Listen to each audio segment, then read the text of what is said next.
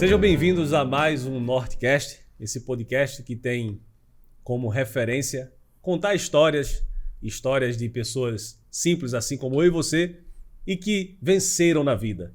Hoje temos a presença ilustre do Dr. Milton Oliveira, escritor, com mais de 16 livros publicados, e ele vai contar a história, dificuldade, superação, o que aconteceu, como foi a trajetória, e você tem muito a aprender nesse episódio de hoje. Então fica ligado até o final desse podcast, o Nortecast, que é o podcast mais direcional do nosso país, para aprender muito com Milton Oliveira, certo? Esse podcast ele tem o oferecimento de Uali Filmes, que está ali me cobrando. Uali Filmes, que é o melhor filmmaker da nossa região, edição de vídeos. Precisou de uma imagem para casamentos, aniversário, podcast também, pode contar com a Ali Filmes. Também tem o oferecimento do melhor implantodontista da nossa região, que é Fábio Gomes, que é a Salvador Implantes, que fica no Trava-Língua. O povo já pegou, já gostou desse Trava-Língua. Praça Padre Carlos Cotar, número, Brandão? 62. Número 62. Deixa esquecido.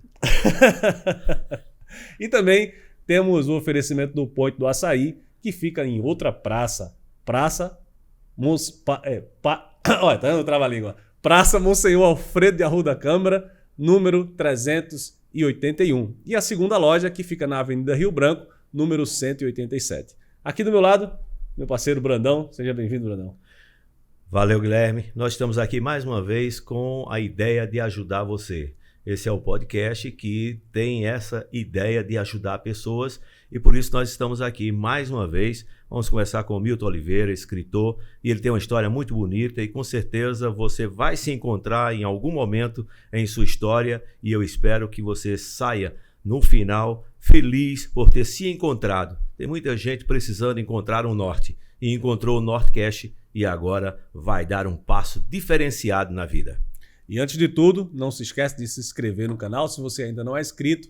Também deixa o seu like e comenta aí o que é que você está achando desse episódio de hoje. Não esquece de compartilhar com os seus conhecidos que também querem aprender como escrever, como vencer essas dificuldades de um escritor ou de empreendedor, tá certo? Compartilha aí, não deixa de compartilhar. Milton, é um prazer receber você aqui na nossa casa, no Nortecast, contar essa história que certamente é enriquecedora para a gente e para quem está nos assistindo, nos acompanhando aí. Seja bem-vinda. Muito obrigado. Inicialmente eu quero externar a minha honra de me encontrar aqui entre vocês, neste programa, porque estou entre amigos e sei que são pessoas que estão trabalhando para, de uma maneira ou de outra, ajudar a cultura deste país. Então, estou aqui ao inteiro dispor de vocês, sinto-me orgulhoso por isso e podem ficar à vontade para a gente conversar livremente. Que bom. A gente que agradece por isso, né? Tá bom. Milton, a gente vê aqui alguns livros, também queremos agradecer pelos livros que você trouxe aqui para a gente. Um deles eu até já tenho ele, li uma parte, muito bom. Estou devendo de ler o restante dele, mas a minha esposa já leu. E eu queria saber de você, assim, como foi que surgiu essa vontade, esse desejo de escrever, ser um escritor? Guilherme, eu sou daqui. Daqui de Afogados. Eu desde pequeno, eu gosto de ler. Então, eu já lia, acho que quando eu era 8, 10 anos, eu lia aquelas histórias infantis, coloridas, aqueles livrinhos, e eu achava aquilo extraordinário, sabe? Aquilo prendia muito minha atenção. E dali eu fui passando depois para um livrozinho de bolso, que eu não tinha condições de comprar livro. Meu pai era alfaiate, nós éramos em 4 filhos e eu sou o caçula. E evidentemente que papai dava mais preferência pelas circunstâncias sociais aos rapazes, que estavam ficando rapazes.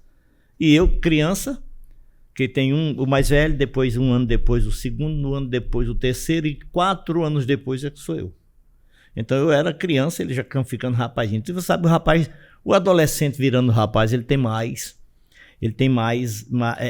desejos, né? Verdade. E eu criança não ligava. Não olhava nem para isso. Então eu gostava muito de ler.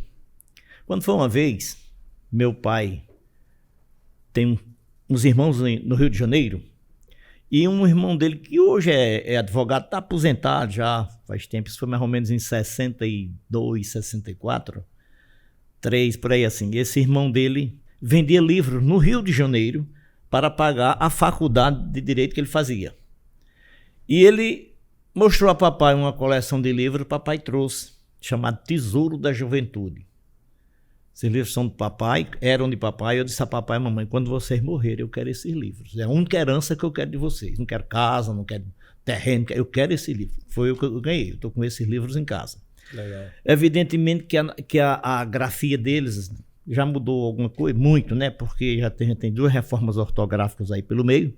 Mas são livros extraordinários. Muitos, mas muito bons. Então, são 18 volumes. E naquela época eu comecei lendo nele, eu não conhecia esse trabalho. Aí comecei, ele tinha histórias fabulosas, parece que era isso. Aí dentro de cada volume tinha 4 ou 5 histórias. Eu fui lendo as histórias, só que eu deixava então de ler na revistinha colorida para ler no livro, né? E ali no livro era mais extensa a história, consequentemente mais aprofundada. E eu gostei, depois de ler isso eu fui vendo aí os mitos, os vultos históricos, as datas históricas, falando sobre aquelas estátuas dos artistas, dos pintores, que fazem como é? Uma cultura geral. De modo geral. Então era muita coisa, as guerras dos fenícios, não sei como. No livro são vários, é um quebra-cabeça cada livro. Aí depois tem outro, são 18 volumes. Eu consegui ler os 18, mas eu não lia tudo, porque tinha matéria que na minha cabeça não ia. Aquelas histórias da Grécia, aquelas coisas, eu nunca tinha estudado. Nessa época eu tinha quantos anos? Eu devia ter uns 10 a 12. Nossa. Aí, pronto, aí depois eu entrei para começar fazendo ginásio, os professores começaram a indicar livros, e eu comecei a ler alguns desses que papai tinha em casa, eu não sabia. Alguns. O restante eu pedi à mamãe, lia na biblioteca do ginásio Monsenhor Pinto de Campos, onde eu fiz o ginásio. E me interessei muito com isso. E comecei a juntar a minha mesada, que era pequenininha, mas dava. Eu juntava normalmente, a cada 2 meses eu conseguia comprar um livro. Eita, que legal. Depois o meu irmão, o mais velho, tinha casado, era funcionário do Banco do Brasil, morava fora, depois ele veio morar aqui. Aí ele trouxe uma estante entulhada de livros. Eu digo, vixe Maria. Um tesouro. Aí lá ele tinha todos os livros de Machado de Assis, que eu me lembro disso. Eu li tudo de Machado de Assis. Lá mesmo, emprestado, eu pegava ali, ele dizia, cuidado no capa dura, ele dizia, cuidado nos meus livros. Depois eu li tudo de Crone, aquele médico inglês, A.J. Crone. Essas são as histórias que passam na Inglaterra no século 1800, começo de 1900. E li os livros todos de Crone. Aí cheguei num, rapaz, que quase me mata de emoção, chamado O Castelo do Homem Sem Alma. Eu nunca vi um livro tão bom e que me marcou tanto. A profundidade dos textos leva exatamente o emocional fluir. Mas rapaz, um livro tão bom. Quem não leu esse livro não sabe o que está perdendo. Quem passar pela vida e não lê esse livro, como quem não lê também Ana Karenina de Dostoiévski, né? Não lê Os Homens do Mar, não lê... Tem muito livro bom por aí. Por exemplo, o livro de Eça de Queiroz, Os Maias, o Primo Basílio. Não lê de Jorge Amado, O Grande Encontro. Esses mais comuns, Gabriela, Tieta. O que foi veiculado através da TV. Da televisão. Muita gente ainda conseguiu ler. Acesso e ler. Mas os que não foi, quase ninguém conhece, né? Os livros de Jorge Amado, que é um pecado. Uma vez eu estava conversando em Recife, numa entrevista, e eu disse, olha, é o seguinte, eu acho que tem muita gente cega e não percebeu ainda. Como? Eu digo, quem não leu, está cego. Não leu. Você não sabe o que é que está perdendo.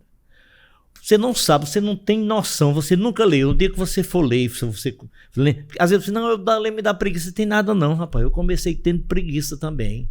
Eu lia 2, 3 folhas, eu tava preguiça. Minha vontade era de correr lá para o meio da rua e jogar bola com meus colegas. Brincar de bola de gude, pinhão. Mas voltava, mas me lê um pouquinho, meu filho. Aí eu lia mais 2 páginas depois, de noite, antes de dormir, às vezes, essas coisas. Eu no início não gostava tanto assim, não. Tem um colega meu que ele lê, Bruno, ele lê o início, aí quando o livro prende bastante atenção, aí ele lê o início, 3, 4, 5 páginas, daqui a pouco ele folheia, vai lá pro final para saber o restante da história, o final da história, como foi. Aí não dá. Aí acredita que sabe. E não pega, não dá para pegar, não dá para pegar a história. E tinha um escritor... E mesmo que dê, Milton, no meio do livro, no bojo do livro, vai ter alguma coisa que vai ficar implícito para ele.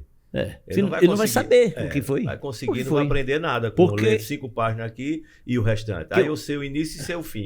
E o que está no meio? Porque o bom do livro é justamente você descascar, tirar a casca inicial, chegar ao miolo e ver o que é quando tirar a casca final, qual é a conclusão que se chegou àquilo ali. Eu gosto muito de livro de autoajuda, né? Eu tenho bastante em casa. Aí um desses livros, eu não recordo agora quem foi o escritor, e ele fala exatamente sobre isso no início. Quem não lê, mal fala, mal ouve e mal vê. Né? É uma pena não ver, porque quem lê, não digo que a pessoa leia tanto, porque eu acho que hoje eu leio demais. Eu gostaria de ler, mas não tem jeito de eu parar, não tem como eu parar. Eu leio 3 livros de uma vez. Hoje eu estou lendo um livro. Hoje eu não quero ler esse tipo de literatura, eu leio a outra. Aí na hora de dormir eu não quero nem essas 2, eu vou ler já a terceira. E assim eu vou fazendo, sabe? E não mistura. Não dá para misturar não, porque eu não vejo, não leio em seguida. Ô Milton, quando você começou a falar, aí me veio assim a ideia. Milton lia antes livros com imagens. Que de criança, aquelas de crianças. De repente aparecem livros só letras. Que você ia projetar essa imagem. Como é que foi esses 2 mundos? De ter a imagem vendo e passar uma leitura que você não tinha imagem e tinha que formar essa imagem. Olha, eu li muito, depois, nesses livros infantis que eu li, eu comecei lendo também Bolinha, Luluzinha, Pimentinha, então era tudo com imagem, né? Então quando eu comecei a ler, era uma coisa assim que a imagem não era colorida como eu via na revista, né? Mas eu comecei lendo e imaginando o que era aquilo que eu estava lendo. Legal. Mas não, fulano saiu, abriu a porta e saiu, atravessou a rua correndo. Eu vi isso, hoje eu vejo isso com uma facilidade muito grande, sabe? Hoje eu leio um livro assim, eu nunca fui em Paris, mas o livro que eu leio que passa, que tem uma parte do livro que desenvolve em Paris, ele começa a contar o café onde ele foi, tal, atravessou a rua tal, e eu vou criando essa imagem. Pode chegar, se eu for lá na realidade, pode ser diferente. Tá entendendo? Mas a imagem que você tem é outra. Eu li um livro uma vez eu não consigo lembrar, porque pelo tratamento que eu faço, me dá uma série, uma raptura, a lembrança de vez em quando foge o que eu quero, e eu fico procurando. Eu li um livro de um cara, um italiano, e ele falando naquelas praças da Itália, as praças muito bonitas, e ele também fala nas praças lá em Veneza, não sei o quê. E eu vi aquelas praças. Depois eu vendo que tem uma praça que o cara sacode até uma moeda de costa para fazer coisa. Eu escrevi uma vez um livro em que eu passei a personagem do meu livro, passa lá. Eu fiz até as escadas por onde ele passou, eu sabia de cor. Eu tinha acabado de ler o livro. Eu disse, eu vou ambientar isso é uma parte, é um período de um passeio que a pessoa dá. Eu digo, vou botar nisso aí que eu acabei de ler. E eu tenho a impressão que se eu for lá é daquele jeito que eu vi. Aquele jeito que eu imaginei. Porque o cara bota bem em detalhes. Mas você lê é uma coisa extraordinária. É uma pena que quando eu vejo uma pessoa que não lê, eu digo, meu Deus do céu, não sabe o que está perdendo. Dentro dessa realidade das pessoas que fogem das letras, fogem da leitura, Milton há muito tempo não realiza digamos assim, uma noite de autógrafo, um lançamento em Afogados na Engazeira. Por quê? Rapaz, é o seguinte, em Afogados, o meu último livro que eu lancei aqui, bom, eu tinha feito pela nossa livraria, o livro. Eu conheci o dono da nossa livraria, e além de ter a nossa livraria, que era a maior livraria do Nordeste, porque ele tinha livraria, essa mesma livraria ele tinha em Recife, que era central, mas ele tinha 2, 3 lojas ainda em Recife, tinha em Caruaru, Garanhuns, aí ia para Maceió, Aracaju, João Pessoa, Natal, essas coisas, Campina Grande, entendeu? Então, aí ele tinha também uma editora de CDs, que a mulher dele ele é evangélico, a mulher também, a mulher cantava. O canta, que ela não morreu. E ele gravava os CDs dela. E tinha uma editora de livros. Então, uma vez eu peguei um livro meu, ele pediu, através de um colega lá, indicou, ele quis me ver, eu fui lá, passei o livro e ele aceitou. Bom, vamos caminhar. Eu acho que o último livro que eu lancei por lá, porque ele faleceu.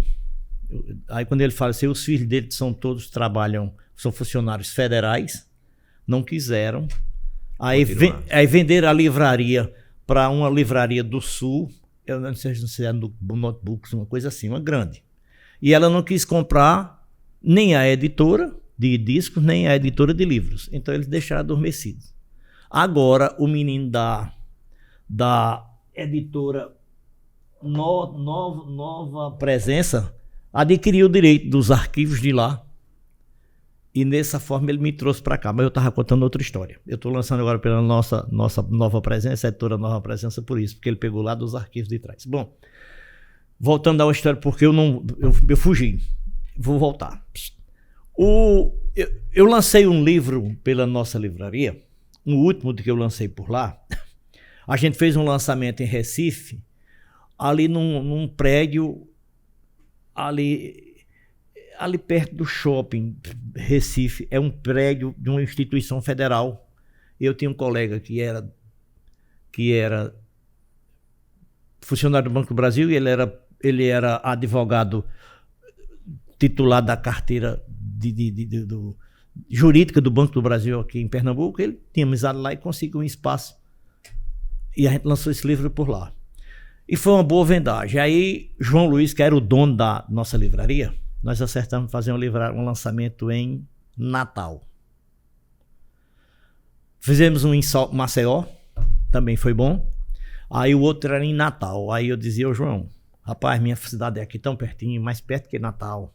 Ele disse, não, daqui de Recife para Natal é mais perto. A cidade são 400 quilômetros.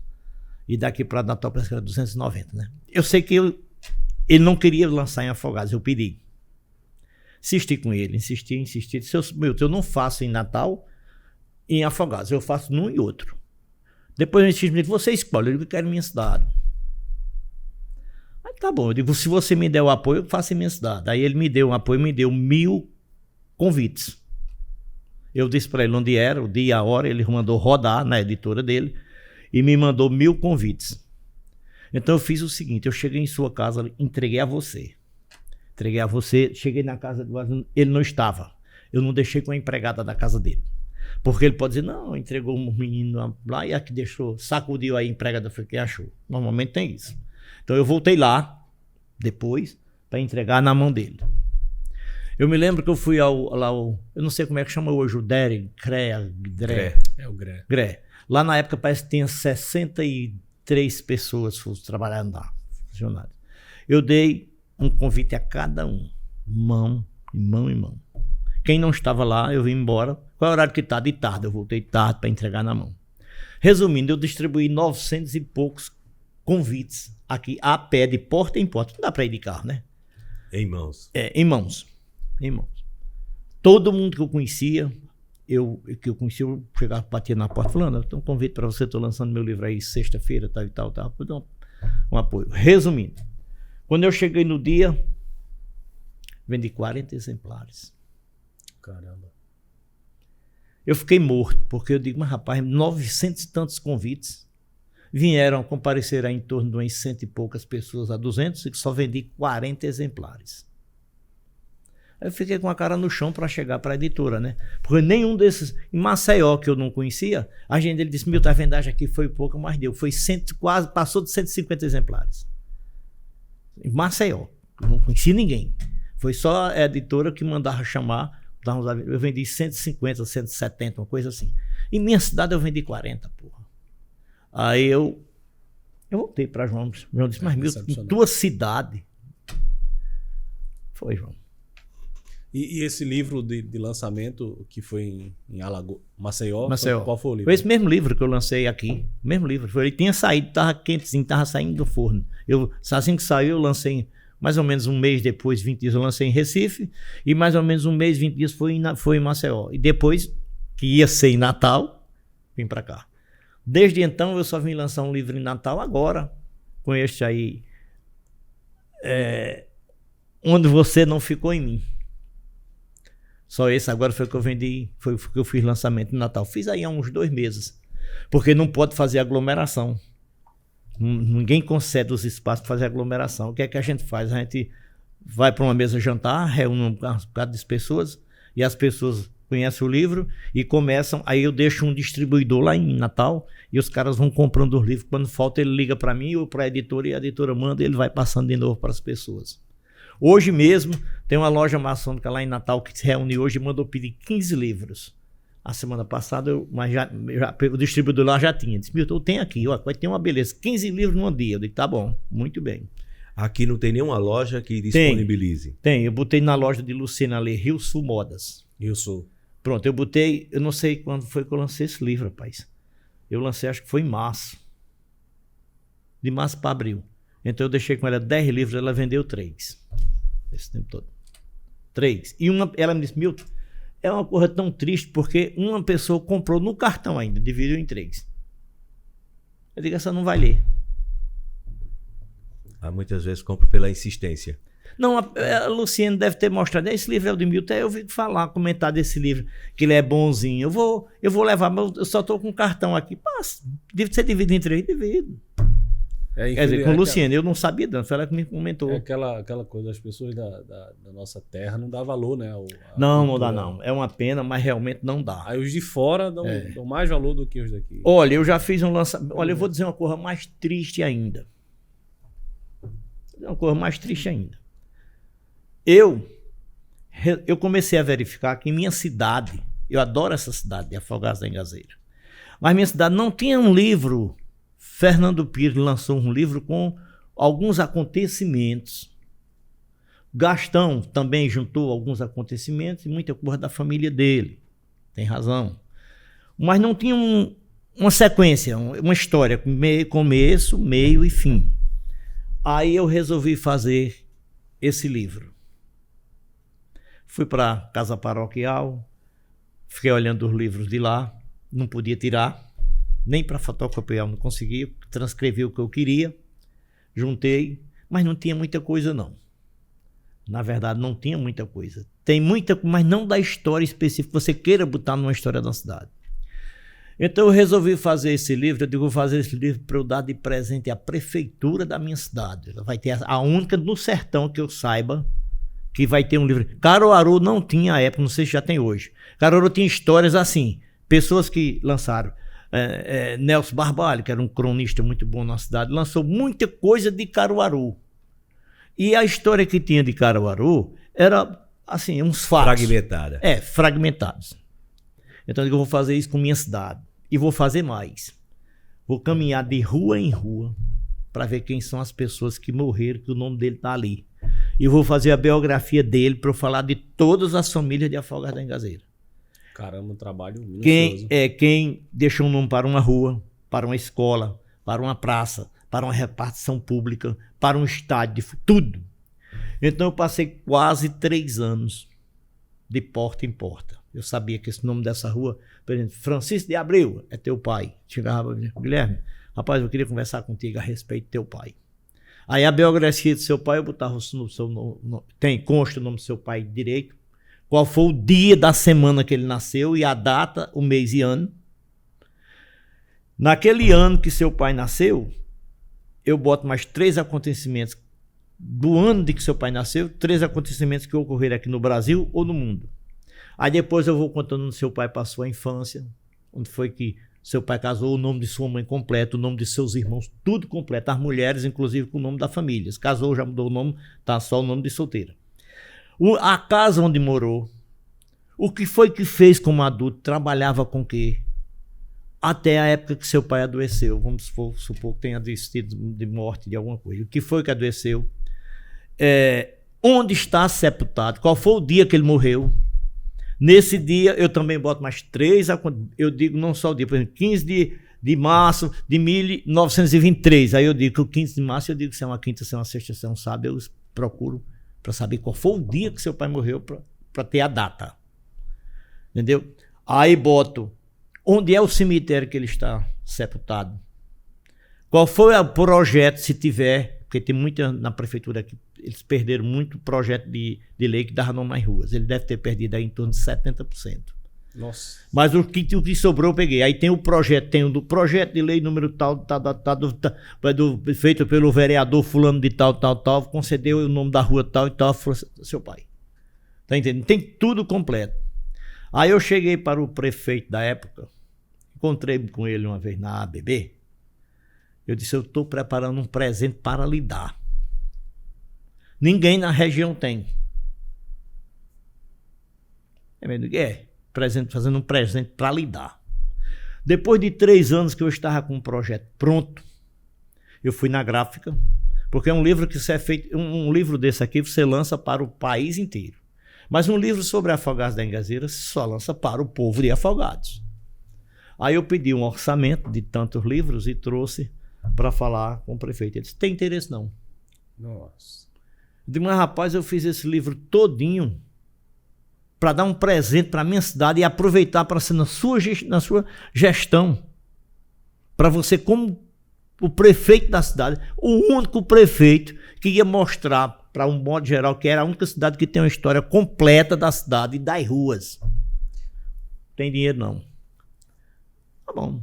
Eu vou lhe dar um conselho. Diga, se você passa o Pires no comércio, vê o que é que você arranja e depois você passa aqui para ver se eu posso dar alguma coisa. Aí eu fiz, passei o Pires no comércio. Meu Deus. E o que faltava eu não vou ir mais lá não. Eu botei do bolso. Lancei o livro. Também não disse nada disso para ele, não disse nada. Mas o livro está aí. Eu já poderia ter... Eu me comprometia também, eu dou o livro e a cada ano eu atualizo o livro. Atualizo como? As ruas que forem aparecendo, eu vou fazendo as biografias dessas pessoas e lhe dou. Como eu vou lhe dar o disco em CD, em CD gravado, eu lhe trago agora em pendrive, porque só é você sair incluindo. Você salva na memória, no dia que você quiser lançar daqui a 10, 15 anos, você já tem todas as ruas, a biografia de todas as pessoas que morreram e que tem um consto numa placa de uma rua. Então você só é acrescentado. Atualizado. Vai sair o livro atualizado daqui a 10, 20. Se eu viver 20 anos, sai. Daqui a 20 anos ele sai o livro atualizado. Mas ele não teve interesse. Nossa, que além de toda a dificuldade que você encontra, né? Milton, vamos dar uma volta assim ao passado. Milton começou falando da situação de garoto, que começou a ler e tal. Mas Milton também teve uma fase que teve que sair de Afogados da Engazeira e foi morar no internato. Como é que foi esse período? Não, é o seguinte, eu já, por essa fase, eu já tinha vontade de escrever um livro. Aí eu comecei escrevendo alguma coisa. Comecei escrevendo um resumo de uma história e cada vez que eu lia, eu digo, vou aumentar isso aqui, sair fazendo. Isso começou com quantos anos? De 15 para 16 anos. Papai botou meus irmãos para estudar em Recife e não pôde me botar. Quando chegou minha vez, mamãe disse, mais ou menos assim no meio de junho, eu dizendo, no próximo ano eu vou estudar em Recife, porque aqui não tinha ginásio, aqui tinha contabilidade. Aí mamãe disse, meu filho, vem cá, seu pai não vai poder lhe botar em Recife não. Eu digo, mamãe, eu vou fazer o quê? Eu vou ficar sem estudar? Ela disse, mas mamãe, na minha idade, eu tô com 15 anos, eu parar de estudar. Aí ela disse, você faz um curso que tem aí, procura saber se tem, você faz aí. Não era o que eu queria, cara. Eu ainda fui me formar, tinha um curso de contabilidade, mas aí eu chorei muito pensando no seguinte, eu quero ligar para... Eu digo, chega uma pessoa visitando a cidade, ou me conhecendo, um parente de fora, coisa assim, você faz o quê? Tá estudando? Eu digo, tô não. Mas garoto, você tá fora da escola? Eu digo, tô. Então eu chorei muito com isso aí. E um certo dia eu estava na calçada da igreja, e Newton César, filho de seu Newton ali, onde hoje ela é ao lado da Secretaria de Educação. Ali era uma família do seu Newton César, e ele tem um filho chamado Newton César de Macedo Filho. E Newton estudava num internato. Aí Newton conversando comigo, disse, rapaz, tu vai fazer o quê? Já no mês de julho, com Newton eu estou com o maior desgosto. Eu vou parar de estudar. Ele disse, não acredito não, eu digo, vou. Aí ele disse, mas por quê? Eu digo, papai não vai poder botar em Recife não. Ele disse, mas ele não botou os outros, mas ele não pode, papai, não tem condição de botar 4 filhos em Recife não. Disse, quer ir lá para o internato? Eu disse, onde é esse internato? Ele disse, é perto de Recife, agora é afastado, é isolado, é dentro do canavial. Esses usineiros, tudo dentro desses canaviais, tem uma parte no terreno que é do mosteiro de São Bento, de Olinda, e lá é um mosteiro de São Bento também, e a gente é lá, isolado. Agora lá você estuda, tem de estudar. Eu digo, e como é lá? E quanto é que paga? Ele disse, não, na época pagava R$5, que se fosse hoje seria em torno de 50, 500 reais talvez, mas você tem estudo o ano todo, você tem dormida, o dormitório, você tem comida, você tem médico, você tem dentista, tem tudo. Tem tudo. Pagava isso na entrada e pronto. Era de graça, né? De graça, era de graça. Aí eu disse, rapaz, me mandou o programa, ele me mandou em setembro, ele me mandou isso aí. Aí eu não quis ir só, porque eu digo, não, se tem outras pessoas aí na mesma situação que eu, né? Então eu vou ver se ajudo essas outras pessoas, que eles vão me ajudar também, que vão comigo, vão estudar. Fizemos um grupo de 6 pessoas. E estudamos e fomos a fazer tem um vestibular para entrar. Era a matéria todinha do ginásio, todinha. Toda português, matemática, história, geografia, essas coisas. E nós passamos entre os 10 primeiros de lá. Passamos o matutozinho daqui. Passamos. Aí pronto, fui estudar no internato. Ele lá tem um enxoval. Disse, olha, traga isso aqui, só 2 mudas. A primeira vez que eu vi esse negócio, muda de roupa esportiva, que é para se você quiser ir para a igreja, mas o restante você só pode usar a roupa do internato. Aí quando eu cheguei de volta com aquela bagagem, ele pegou minha roupa, pintou o número, disse, daqui em diante você vai ser conhecido por esse número. Não perde seu nome não, mas o que a gente precisar de você, eu me lembro que meu número foi 521. Aí ele sabe todas as anotações suas. A gente tem um livro aqui, olha, não pode fazer brincadeira, não pode fazer molecagem, não pode ter desobediência. Aí ele disse, aqui tem um livro, mostrou aquele livro de empresa grandes. Pronto, tá vendo seu nome aqui? Já tem 521, Milton, Gilberto, Batista de Oliveira. Toda coisa que acontecer, a gente anota aqui, viu? Você pode, inclusive, ser expulso daqui do internato por isso. Tá bom. Mesmo, ele fazia isso com todo mundo. Recolheu minhas roupas aqui, fora as 2 mudas, recolheu. Quando eu vou para cá, estava empacotado com o número 521. Me entregaram, aí eu trouxe de volta. Bom, no início eu estranhei muito no internato, porque aqui eu era solto, eu corria na rua, eu vinha para a praça, eu tomava banho de rio, eu mexia com doido. Lá era preso. Vivia, né? Lá era preso. Lá eu tinha aula. Aqui eu só tinha aula de manhã. Lá eu tinha aula de manhã, de tarde e de noite. E inclusive no sábado de manhã. Aqui eu tinha só 6 matérias para estudar. E a cada semestre eram 4 provas e a média era 7. Quer dizer, se na primeira prova você não tirou 7, você tem mais 3 oportunidades no semestre de tirar o 7, para chegar à média 7. Lá eram 14 matérias, aqui 6, lá eram 14. E lá nós tínhamos aqui 4 provas por semestre, lá só eram 3. E lá a média era 8. Entendeste? Aí no início eu estranhei, chorei muito, porque foi a solidão dos diabos ali, sem saudade de casa, acostumado a correr. Mas me enturmei com a molecada de lá. Eu chorei mesmo, foi quando eu saí de lá, porque eu não queria sair não. Eu achava a coisa mais extraordinária do mundo o internato. Eu estava de férias aqui contando já quantos dias faltava para eu voltar para o internato. Lá no internato eu me esbaldei, estudei muito, mas fiz muita brincadeira também. Muita brincadeira. Fui muito feliz no internato, muito. Uma presepada. Logo quando eu cheguei, essa eu acho uma clássica. Eu cheguei no internato. Quando eu cheguei no internato, eu cheguei num dia, mais ou menos uns 10 dias depois, a gente turma de afogados. Elias Marques, que é o irmão de Antônio Marques do sindicato, Elias Marques estava comigo. Foi da turma que eu levei. Elias Marques, com uma brincadeira, não sei o que fez comigo. Eu taquei um negócio em Elias, ele me deu um murro, não apartaram. Aí a gente estava assistindo aula intrigado. Estávamos intrigados. Aí chegou o inspetor, seu Milton, seu 521, seu Elias. Um inspetor, o chefe da inspetoria. O chefe da inspetoria era um velho, cidadão chamado Manuel Luiz, calado, mas brabo. Ele conversava direito assim, você saía engrossando, sabe? Aí eu fui com Elias. No meio do caminho eu digo, olha, vou por sua culpa. Ele foi, a culpa é sua. A gente já desintrigou aí. Eu digo, olha, ele disse, não bota a culpa em mim não. Eu digo, eu vou botar. Foi você que me deu o primeiro tapa. Ele disse, mas foi você que começou. Chegamos lá, a gente se sentou. E o seu, assim, tremendo de medo. A primeira vez, novato ainda no internato. Aí seu Manuel Luiz, num birô grande assim, a gente sentado aqui, humilhado ali naquele cantinho, ele atendendo os funcionários, atendendo não sei o quê, o diretor passou por lá, disse isso aí, ele disse, eu vou conversar com ele já. Eu digo, vixe Maria. Aí quando terminou, ele disse, seu Milton, eu disse, sou eu. Seu Elias, sou eu. Ele disse, muito bem.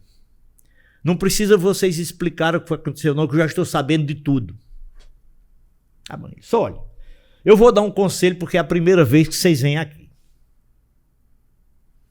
Só olha, o requeijão que é feito em Afogado em Gazeira, eu morri. Que requeijão que é feito lá? Eu não sabia nem o que era requeijão. Eu parei. Sabia nem o que fazia. Não, o Elias olhou pra mim, arregalou os olhos também, não sabia o que era. Ele disse, o requeijão que é feito em Afogados da Engazeira é puro. E eu querendo me lembrar o que era o requeijão de Afogados, que eu não sabia, não me lembrei. Eu disse, será que é um doce? O que será? E ele disse, o requeijão que vem ser feito em Arco Verde já tem um pouco de mistura. É o caso de vocês saírem de lá, tudo já misturaram com os meninos de Arco Verde. Os meninos são bons, mas tem uns. O que é feito em Vitória de Santo Antão, que era vizinho. Aí esse aí já é misturado. Ele falou de Caruaru, depois Vitória, né? E eu ali com ele sem saber o que era. Aí ele disse, estão misturados, vocês não se acompanham de quem não preste. E eu não estou entendendo o que ele quer dizer. Aí ele parou assim, aí disse, conversou com o negócio e voltou, aí disse, eu estava onde? Aí Elias disse, seu Manuel Luiz, eu queria que o senhor explicasse. Ele não estava entendendo porra nenhuma também. Ele disse, eu queria que o senhor me explicasse. O senhor vai querer, o senhor vai dar um esporro na gente ou vai querer que a gente vá vender esse requeijão misturado? Mas menino, o velho que ri, mas deu um esporro tão grande na gente. Saia, vai embora. Eu saí. Aí eu disse, Elias, tu é doido? Eu disse, doido não, eu pensei que ele ia entregar esse requeijão pra gente vender na feira de Vitória. Eu já tô sabendo que o requeijão é misturado. Eu vou saber o que é requeijão. Quando a gente disse no meio da turma, levamos pra uma vaia grande pra saber. Aí foi que a gente sabia o que era requeijão, porra. Não sabia. Eu lamentavelmente ele tava não falando sabia. da pureza de vocês. Ia misturando. Cada vez que a gente se aproximando do grupo lá, porque nós chegamos lá, eram 340 alunos. Tudo na faixa de 12 a 20, 21 anos. Ô, Milton, e na hora de dormir? Não, lá tinha muito esquema, não? Não. Na hora tinha uma hora, o dormitório só abria de 9 horas, fechava às 10. Você não podia entrar no dormitório antes de 9, nem depois de 10. Se você chegasse lá depois de 10, a porta ficava fechada lá fora, você ficava chamando o inspetor, demorava e vinha, ele dava um esporro, porque você chegou atrasado. E 9h30 ele apagava a lâmpada e acendia. Era sinal que ia começar o período de silêncio. 15 para as 10 ele apagava e acendia. Atenção para o período de silêncio. 10 horas apagava, você não podia conversar com seu colega da cama de lado. Conversar, se ele chegava, estava uma pilha, disse, se insistiu, anote seu nome. Era nesse livrozinho. Todo mundo tinha medo de ir para esse livro. No terceiro ano que eu estava, quem estudou lá foi Geraldo dos Trepidantes. No terceiro ano que eu estava lá, já no segundo semestre, já próximo de sair, eu uma vez fui lá para São Manuel Luiz, eu já era freguês. Aí ele chegou e disse, olha, eu vou dizer uma coisa. Eu estava olhando sua ficha aqui, eu vou dizer uma coisa. Eu acho que de Afogado da Engazeira não entra mais nenhum aqui. E eu calado, aí ele disse, eu tenho 17 anos de inspetoria. 2 alunos encheram essa página, vieram para a página de trás e foi transportado para outro livro. Seu colega Geraldo, que é Geraldo dos Trepidantes, sim, que vocês botaram o apelido do rapaz de Geraldo Croi, e o senhor, os 2 de Afogados. Não aceito mais nenhum de Afogados. E eu lá calado, eu não dizia nada, sabe? Senão ia por mais uma página. Era mais uma página. Em 17 anos, 2 alunos conseguiram encher as folhas para o outro livro. Foram o Geraldo Croi e eu. Porque eu brinquei muito, fiz muito. Agora, Milton, mas estudei. Esse aprendizado, o que é que trouxe para o Milton escritor? Rapaz, eu tinha um professor, eu trouxe primeiro porque lá a gente tinha de estudar. Lá era o seguinte, a gente ia fazer prova, eu não tinha estudado direito. Aí eu pedi uma fila a Guilherme. O Guilherme dava. Aí terminando depois, o Guilherme me chamava, seu Hamilton, na hora que eu estava estudando, você estava brincando. E eu estava estudando, eu deixei de brincar para estudar. Aí chegou na prova, você pediu fila, eu lhe dei. Na próxima vez não me peça que eu não lhe dou mais não.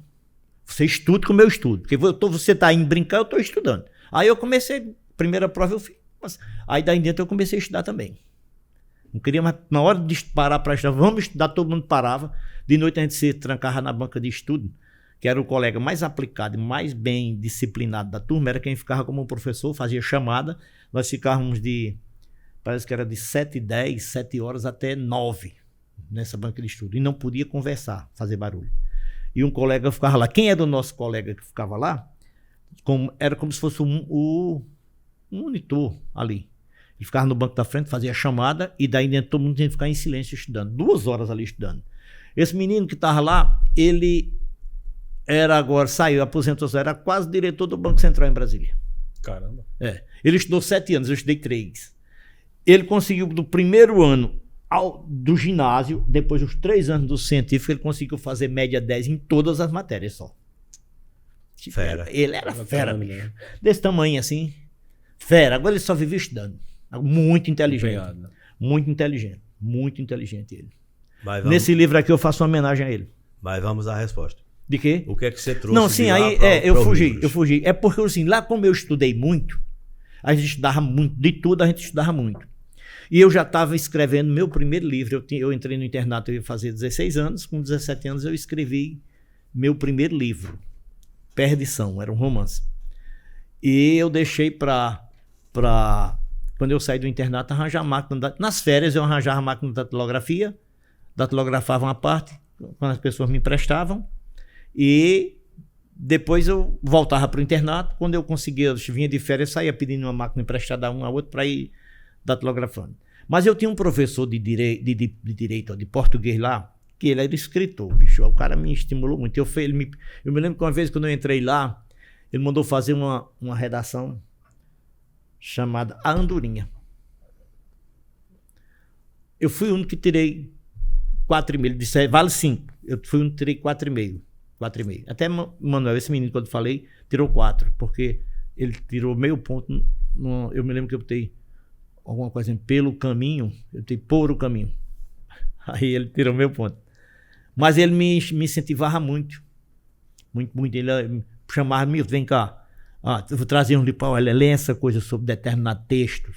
Essa questão de português, olha essa questão aqui de regência, aprenda essa questão de... Então ele me estimulou muito, sabe? E eu gostava muito de português. Realmente eu gostava de português e matemática. Eu gostava das matérias todas. Eu não gostava muito de química e física. Química era complicado. Esse livro que Milton lançou, Perdição, na época quebrou certos tabus em Afogados em Gazeira. E Milton foi muito criticado, até pelo título do livro. Muitos se esquivaram em não ler, porque imaginava ser um conteúdo que não fosse trazer muito benefício, né? Na verdade, o Perdição era uma paixão entre 2 adolescentes, como eu era adolescente. Uma paixão entre 2 adolescentes, e que quando essa paixão chegou ao conhecimento dos pais da moça, ele fez uma série de coisas para a moça não casar com ele. E no final aconteceu uma coisa extremamente trágica. A perdição era a perdição de um amor tão grande, tão bonito, que foi perdido. Perdição era isso. Eu só pensava que era putaria. Verdade. Muita gente fazia um comentário escusos, sem nem conhecer o bojo dos textos e tal. E aí começaram a fomentar, né? O cara faz primeiro livro que o cara faz com um título desse, Perdição. E tal. Esse livro você lançou com quantos anos? Eu já lancei mais, tá? Já tinha entrado no banco. Eu escrevi com 17. Escreveu com 17. Ainda veio um outro detalhe. Aí veio um outro livro, Incesto. Pronto. Agora ele endoideceu. O incesto era uma questão de contos. Era de contos. Então, acho que eram 15 contos. Eu pensei em botar o livro 15 contos. Mas o melhor conto que eu tinha lá era um envolvimento que não se sabiam. Que o cara morou, a moça morou, foi o rapaz, não lembro mais como era, morou na casa de família pobre, e ela era irmão do cara e não sabiam. Acho que era um filho, não me lembro como era, se alguma coisa do pai por fora. Bastardo. Uma coisa assim. E quando ela engravida, o problema estourou. Então era um incesto, porque era um irmão com uma irmã. Aí disseram, mas rapaz, esse cara é com a mente poluída da porra, cara. Agora... Menino, eu não era novinho. Que menino imoral do dia. Agora deu bom. Ele veio com perdição, depois vem incesto. O que é que esse homem tá querendo com isso? Quer deturpar a mente das crianças. Aí depois eu lancei, não sei mais não, pela sequência. Vê se eu olhar aqui que tem. Aí Olha. depois eu lancei. Deixa eu olhar. Onde é aqui? É aqui.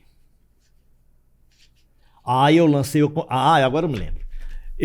Aconteceu aqui um período de cerca de 5 anos seguidos.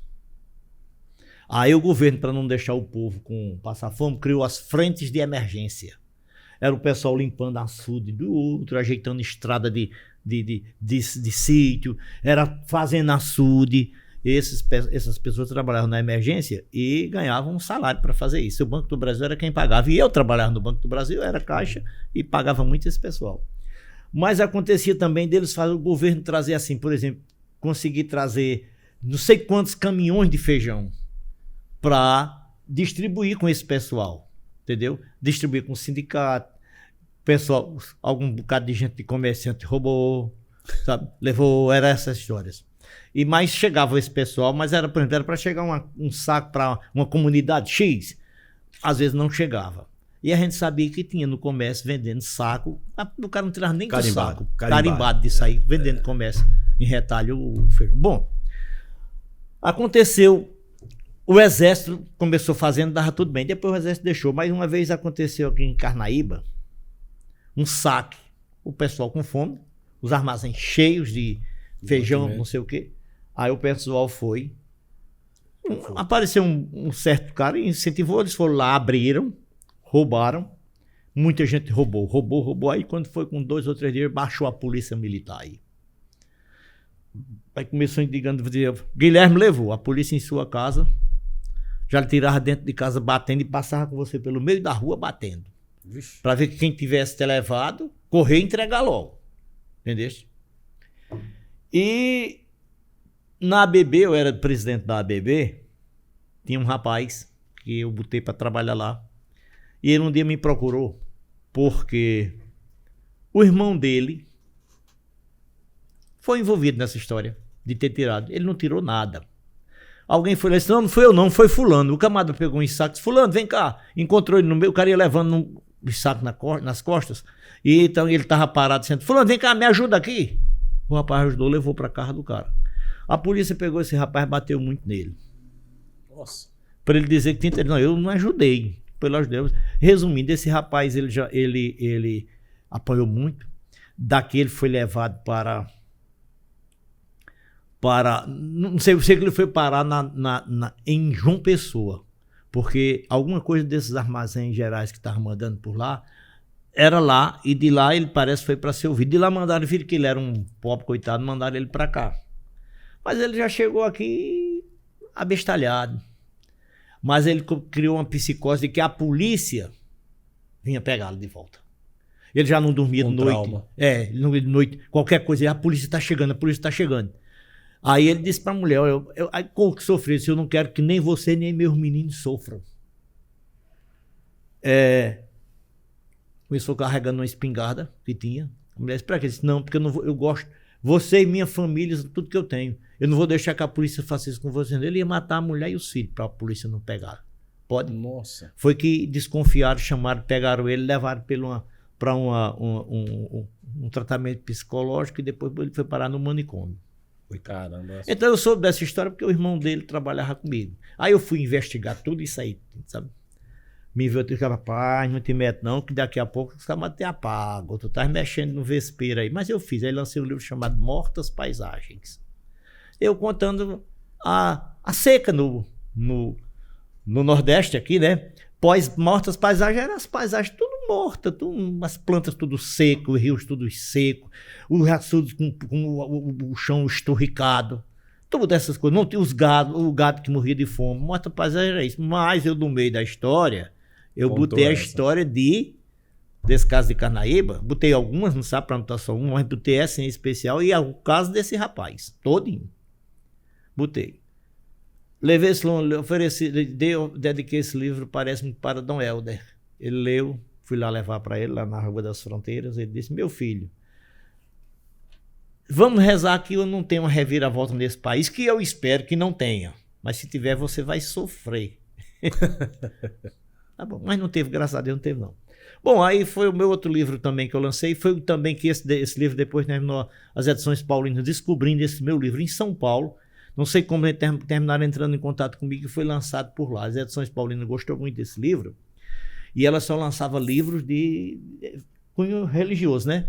Aí ela começou a ele fez uma coleção chamada Arco-Íris, que era só sobre romances assim, regionais ou próximo do real, alguma coisa assim, sabe? E meu livro foi o primeiro deles a ser editado por elas, pelas edições paulinas. Esse meu livro também descobri na faculdade aqui antigamente a faculdade de letras era em Arco Verde. A Zé Rabelo era o professor da cadeira de literatura nordestina lá e me procurou. Conversamos, ele adotou meu livro lá na faculdade de Arco Verde. Que honra. Ô Milton, e qual foi para você assim, a maior dificuldade nesse tempo todo de livros lançados? Qual a maior dificuldade que você enfrentou aí? A maior dificuldade de quem escreve são 3 grandes dificuldades, mas são grandes. A primeira é a editora para se interessar por você. É uma barreira grande, muito grande.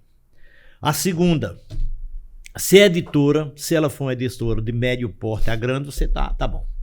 Mesmo que a de médio porte, ela faz a divulgação devagar, mas faz. Mas se você quiser se você não encontrou editor e você quer que seu livro publicado, você tem de custeá-lo. Aí você custeia, paga o livro, esse livro chega na sua mão, você diz, pronto, agora eu estou com tanto livro aqui. Agora, como é que eu faço para chegar no... Entendeu? Fora. Porque você chega na livraria, ela recebe em consignação, mas recebe 5 ou 10, mas ela quer 20 ou 30% do preço de capa. Tá entendendo? Vamos dizer que esse livro você custou, vamos dizer que custa lá para mim, se ele sai, vou fazer em valor redondo pra gente experimentar, ele custou 7, eu tô vendendo por 10. Aí a editora, a livraria vai querer 20 ou 30%, então ela vai levar de 2 ou 3 reais desse livro. Já tá chegando perto do que eu paguei. Aí você está na livraria, aí você precisa ir para os outros cantos, vai para uma distribuidora, ela quer de 40% a 50% do preço de capa. Aí complica. Aí não dá. Porque se você pegar 10 reais, se você botar 40%, você leva 4. A livraria leva 3, 7. Você só ganha 3 reais no livro. Quando não empata, né, Milton? Quando não empata, viu? Quando não hoje, empata. Hoje tem isso é muito difícil. Então isso aí é difícil. Tem um interesse muito grande das livrarias hoje. Eu tenho alguns livros de autoajuda e um deles é de um escritor que é conhecido, não vou falar o nome, mas assim, ele tem muito, com o avanço da tecnologia, as redes sociais, então ele tem muitos seguidores e uma das falas dele, uma época, ele disse que lançar livro assim, físico, já não tem muito resultado. E mesmo vendendo milhares de exemplares. Ele foi best-seller aqui várias vezes, em vários livros dele. Mas eu acho que o interesse maior da editora nesses personagens, assim, nesses escritores assim, é porque ele tem um número muito grande de seguidor nas redes sociais. Então, se ele lançar um livro desse, por exemplo, ele mesmo custeando e colocar nas redes sociais, ele vende. Ele consegue vender muitos exemplares por conta própria. Eu acredito que isso para a editora é muito interessante. Mas veja bem, tem uma pesquisa pelo Instituto Nacional do Livro, pesquisa de várias regiões do país, as pessoas têm preferência de ler o livro no papel. Muita gente tem preferência pela ler o livro impresso. Ou na tela. Eu particularmente gosto assim. Aí, mas assim, na faixa ainda de 70% ou 80% das pessoas preferem o livro em papel. Eu também prefiro em papel, porque eu acho, até porque eu tenho um problema de visão, e olhando na tela, eu me canso minha vista rapidamente. Mas eu digo assim, pelo fato desse escritor ele ser um influenciador. Agora quem vai para ali consegue divulgar mais, porque você abre em casa. Eu digo, olha, o camarada que grava uma música, vai fazer distribuição de livro e disco é totalmente diferente, não pode comparar não. Não, quem começa, quem escreve é como quem canta. Eu digo, não. Agora, muito diferente. Muito diferente. Você passa aqui no canto, tá tocando uma música aí qualquer, você escuta um pedaço dela, você entra, eu dou uma carona no meu carro, tá tocando a música. Aí você escuta por ali, você vai num canto aí, toca. Interessa Daqui a pouco você tá cantando e quer comprar. Aí você diz, ó, fulano, tu tem essa música, copia essa música pra mim? Copia essa música pra mim. Eu chego no meu computador, no meu notebook, eu copio a música e lhe entrego que você vai ouvir. É diferente de um livro que você tem que parar pra ler. Pra ler. Entendeu? Parar pra ler. Você tem de parar de tudo pra ficar no canto, se isolar um pouco, sentado ali ou deitado, e ler o livro. É diferente. Então... Ô Milton, além dessa frustração do prefeito não querer o livro que você passou 3 anos pesquisando para trazer à tona a história de Afogados na Engazeira, além dessa frustração, qual foi outra frustração que você tem como grande na sua vida de escritor? Eu fiz esse mesmo livro de Afogados, como eu fui morar em São José, do Egito, morar lá, trabalhando aqui. Eu passei 3 anos também fazendo o livro de São José do Egito, que não tem. São José do Egito, ele diz que é a terra da cultura, não é. São José do Egito é a terra da poesia. Quem falar em poesia, ele sabe de cor e salteiro. Agora, livro, ninguém, você pergunta, quase ninguém lê. Então, ele diz, não, aqui é uma terra de cultura. Não. São José do Egito é uma terra... É falácia, então. De poesia. Agora, poesia, eles têm para dar e vender. Você chega em toda casa, tem. Agora, ler, ninguém gosta de ler. Então eu fiz o livro 2 anos, quase 3 anos fazendo esse livro. E o pessoal diz, rapaz, o prefeito vai vibrar com esse livro. Eu cheguei ali, você não tem interesse. Mas rapaz, eu trouxe dados, tu és prefeito, tu és daqui, tu és prefeito daqui. E tu não tens interesse. Ele disse, não, tá bom. Aí eu saí. Eu digo, já fiz em Afogados, faço aqui também. Fiz. O levantamento, paguei o livro saiu. Aí a secretária de Educação viu o livro e disse, não, eu quero 100 livros desse. Entreguei o livro para ela. É rápido a história para não estar nos detalhes. Na hora de pagar, o prefeito não quis pagar.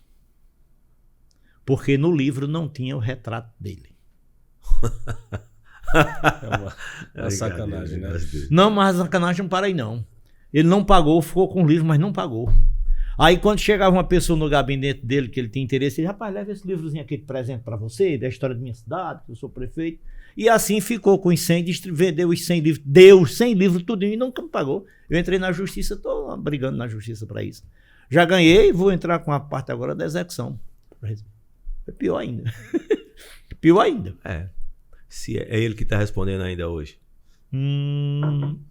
Deixa pra lá. Mas isso acontece. Mas também, aí você diz, mas rapaz, você só tem frustração nessas coisas? E não. Eu escrevi 16 livros, eu tive essas frustrações em 2. Que lamentavelmente não era para ter em nenhum. Mas tive nos 2. Mas em compensação, tem a vantagem de que esses outros me abriram muitas portas. Se eu morasse em Recife ainda, Recife ajuda muito, porque em Recife eu fiz amizade com os escritores de Recife. Eu me encontrava com uma boa parte dele todo dia de tarde, lá na Livro 7. Não, depois da Livro 7, a gente veio fazer nessa nossa livraria. Que a Livro 7 fechou, e o menino da nossa livraria abriu no local onde era a Livro 7. Então não era na Livro 7, não. Estou consertando, era na nossa livraria, porque é no mesmo local. E lá eu comecei a conhecer os escritores pernambucanos. Amigos. Tem gente amiga. E eu dizia, eu conheci vocês. Eu tinha vontade de me enturmar com vocês aqui tudo escritor, cronista, gente que escrevia em jornal, famoso em jornal. Aí eu digo, eu venho pra cá conversar com vocês, vocês só conversam putaria, cara. Eu pensei que eu ia ter umas lições aqui. Tu é bicho, pô, tu é do interior, vai te lascar. Quer dizer, conheci todo, mas em compensação, eles me começaram a abrir porta. Jornal, eu saía em jornal, tá entendendo? Facilitou muito, mas eu vim embora para cá. Aí o mundo se fechou de novo, né? Aqui é mais difícil. Mas mesmo assim, é gratificante você chegar num canto assim, a pessoa, rapaz, você é Milton Oliveira, eu sou. Andar na rua em Recife, o cara dizer assim, opa, tudo bem? Tudo bem. Isso não leva mal, não. Mas eu já lhe conheço de algum canto. Eu digo, pode ser. Você é daqui? Eu digo, não, eu sou do interior, mas moro aqui. Aí eu disse, não me lembro, não, mas tudo bem, é um prazer. Eu digo, você não já deve ter visto meu rosto em livro. Ele disse, em livro, tal livro. Eu digo, eu vou dizer o nome do teu livro, aí fica e não acerta. Mas é um livro assim a história, eu digo, é esse livro, tal livro. Quer dizer, cara, isso me acontece no shopping, me acontece na rua, entendeu? De ser reconhecido.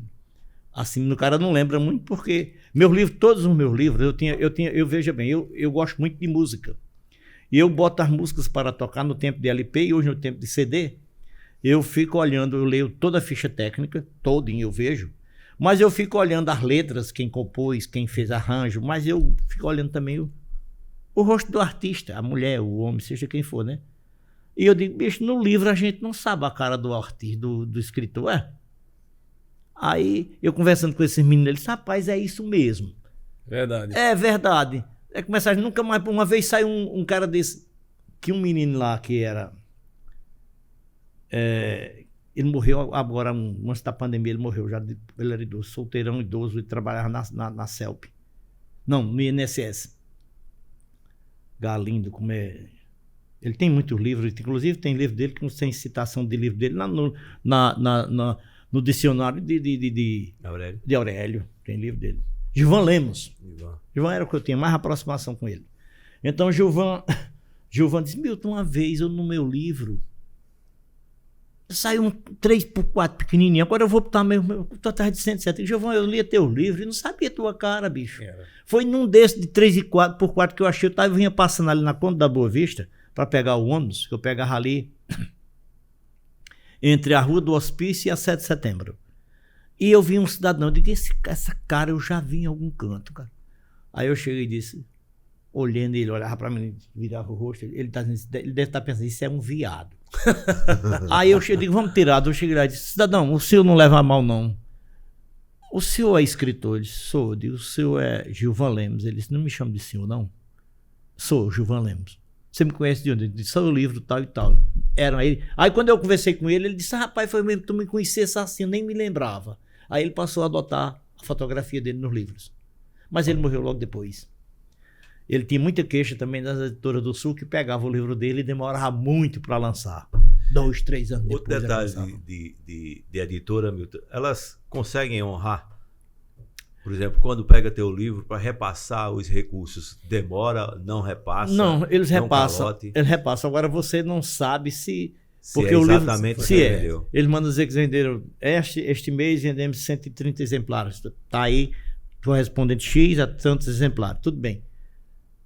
Você tem que acreditar que foram 130. Até os grandes escritores têm esse problema, porque as editoras não querem numerar os livros. Ela diz que tem dificuldade. E eu acho que tem, porque ela pega 10 livros, bota na sua editora, 10 na sua livraria, 10 na sua, 10 na sua.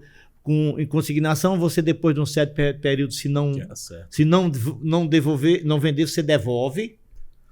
Aí a editora, a livraria agora compra o livro para lá, sabe? Ele vende com desconto para ela vender lá. Aí essa numeração se perde. Ele deu 7, deu 10 a você devolveu 7, deu 10 à livraria de Celso, ele devolveu 8. Aí comprou mais 3, você comprou mais 5. Como é que controla a numeração? Tem esse problema também, sabe? A gente tá aí no meio assim, a gente entende que é difícil mesmo. Mas em meio às dificuldades, Milton Oliveira não desistiu, focou. Não, é muito bom, porque eu dou muita palestra para jovem, antes da pandemia, agora não estou dando mais não. Mas em Recife, eu dava palestra, eu passei um período lá dando palestra para as escolas municipais. Algumas. Uma vez eu fui lá no Barro, tinha uma escola lá, não lembro mais o nome não. E minha entrevista era de 1h da tarde, juntava a turma da tarde todinha, pediram 1 hora para poder não atrapalhar a aula da tarde toda. E eu saí de uma audiência e corri para lá. Quando eu cheguei lá, estavam uns meninos lanchando e eu fui lá na cantina, pedi um lanche, comendo, e a campainha tocou, todo mundo entrou e eu fiquei comendo, né? Aí o professor disse, o senhor vai agora? Não, vai arrumando aí que enquanto eu faço. Não, fica à vontade. Daqui a pouco a gente lhe chama. Aí me chamaram na hora. Reuniu lá os meninos, a diretora fez uma pré-eleção, tal coisa. Aí quando eu entrei no salão, eu só vi que eu dizia, ixi! Recepção boa. Acho que foi eles. Oxe, a gente pensava que o escritor, a gente nunca tinha visto um escritor. A gente pensava que um escritor era aquela coisa difícil. Esse homem tava com a gente ali, rapaz, esse homem é muito simples. Tava ali com a gente na cantina. O Ish foi isso, que era aquela pessoa. Aí, daí em diante, quando eu abri a pergunta para ele, falei assim, mas o senhor chegou, porque o senhor não disse lá pra gente que era a gente. Aí, tanto orgulho a gente iria ter tomado lanchada ali ao lado do senhor. Aí eu digo, não, meu filho, eu vim dar uma palestra aqui, cumpri minha missão, tô voltando. Só isso, não tem. Porque ele me acharia extremamente simples, porque eu devia ter chegado para os outros. Eu não, fui lá pro eu deles comer. Pensando que era gente de outro mundo. Né? Eles pensavam que eles disseram, a gente nunca tinha visto um escritor. Aí quando veio um, é desse homem, chegou um homem, aí eu choro. Eles acham que são intocáveis, né? Que eram os escritores. É. Milton ficou rico com esses 16 Nada, livros? não ganha dinheiro, não. É besteira. Quase nada, né, Celso? Quase nada. Porque você sabe que a editora, a livraria e a editora principalmente, ela vai primeiro se livrar das despesas, né? Para poder passar o seu, né? E eu não sei como é, eu me perco, eu não ligo não para questão de prestação de conta. Quando botou dinheiro, tudo bem. Ô Milton, e qual é a motivação? O que é que ele motiva a escrever? O que me motiva a escrever é porque o processo de criação não é você sentar e escrever. Você imagina uma determinada situação e você começa a fazer em sua cabeça aquele roteiro. Tá. Depois que você faz, você começa pensando no ponto, que ponto se deve, não pode esquecer, para poder se amarrar com outro fato. Este fato não pode esquecer com outro pronto para poder você amarrar, para poder chegar no final que você quer. Então, quando você começa a escrever, essa coisa vai ganhando uma proporção maior. Pessoas, não, para escrever tem que fazer roteiro, não sei o que. Não, eu só crio, meu nome é assim, eu crio a personagem, boto o nome, boto mais ou menos a idade, preferência, tal e tal, só. O roteiro do livro não tem não, o meu roteiro é... Pronto, eu escrevi um livro agora, que, como o Celso falou, a boa parte ele deu aqui. Começa aqui, uma pessoa aqui vai para uma capital e tem um problema grande por lá. O nome do livro é O Encontro. O Encontro. Eu saí escrevendo. Quando eu cheguei mais ou menos no meio do livro, aí eu escrevi os 2 últimos capítulos. Porque cada vez que eu vou escrevendo, o leque vai abrir, né? Quando ele chegou muito aberto aqui, eu escrevi lá no final os 2 últimos. E daqui eu saí direcionando a história até chegar nele lá. Mas pai, você escreve. Se eu não escrever o último, eu não paro nunca mais de escrever. Eu tento botar um freio lá na frente, aí daqui eu vou direcionando os acontecimentos, aquele ponto que eu quero, porque eu quero que seja daquele jeito o final. Eu acho que é um dos livros mais bonitos que eu já escrevi, chama-se O Encontro, está guardado, porque... Foi lançado já, não? Não, está guardado, está totalmente digitado, está guardado e gravado, inclusive, em CD. Corrigido. Corrigido praticamente a correção final não, porque você não pode fazer a sua correção final que você deixa escapar. Se pegar uma editora, ela já pega praticamente pronto. Eu não vou custear por mim não, porque ele é um livro mais volumoso e é muito caro. Quando eu mostro para a editora, assim, isso aí custeia muito, é muito caro, não sei o quê. Mas tem previsão? Não, tem previsão para ele não, de jeito nenhum. Eu estou escrevendo outro de crônica porque esse menino quer lançar um livro por ano e eu não quero. Eu lancei um ano passado, foi este ano eu lancei este, e ele queria até março, abril, todo mês março e abril a gente organizar, mas eu não quero mais para o próximo mês não, ano não, porque eu tenho medo de saturar, tá entendendo? Eu vendo muito para minhas pessoas conhecidas, entendeu? E a editora vende muito para as pessoas do relacionamento dela. Mas se todo ano a gente estiver mandando um livro do mesmo autor, eu tenho medo de saturar e vou me resguardar. Eu estou dizendo ele que estou escrevendo, sabe? Estou mesmo, mas não vou entregar não. Vou deixar passar. Alguma pessoa já parou assim na rua, você, e disse assim, Milton, eu li aquele livro tal, nossa, me emocionei. Já gostei. Milton, por que tu escrevesse aquilo? No Perdição, o pessoal, Milton, vem cá. Mas, rapaz, por que tu fizesse aquele final, rapaz? Eu digo, é a história. Mas, rapaz, eu chorei tanto.